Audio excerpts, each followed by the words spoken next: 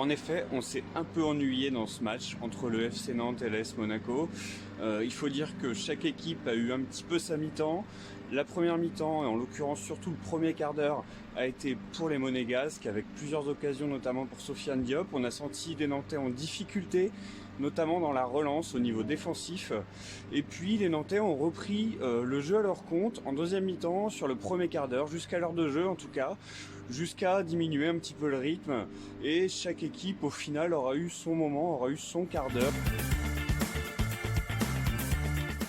C'est un fait assez rare qui s'est produit ce soir. Le coach belge de Monaco, Philippe Clément, nouveau coach, n'a pas pu remplacer Myron Buadu à la 84e minute environ lorsque celui-ci s'est blessé, puisqu'il avait déjà effectué toutes ses sessions de remplacement, les 3 sessions de remplacement. En l'occurrence, il avait remplacé déjà 2 blessés en première mi-temps dans sa défense. Il s'agit de Badiachil et de Djibril Sidibé qui se sont tous les deux blessés. Le coach Philippe Clément n'a pas pu vraiment nous en dire plus au sujet de ces 3 blessures du coup de ces joueurs monégasques à la fin de la rencontre. Il n'a pas vraiment pu donner plus de détails.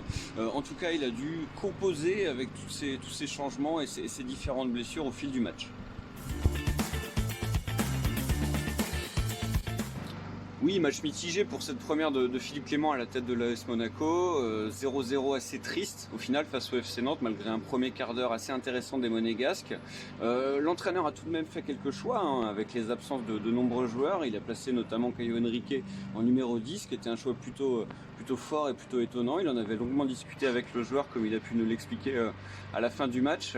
Mais l'AS Monaco peut tout de même être content de ce 0-0 face au FC Nantes. Le coach d'ailleurs a expliqué qu'il voyait cette équipe forte, avec un noyau fort, et qu'il espérait voir de grandes choses avec cette équipe de l'AS Monaco. C'est en tout cas ce qu'il attend pour la suite de la saison.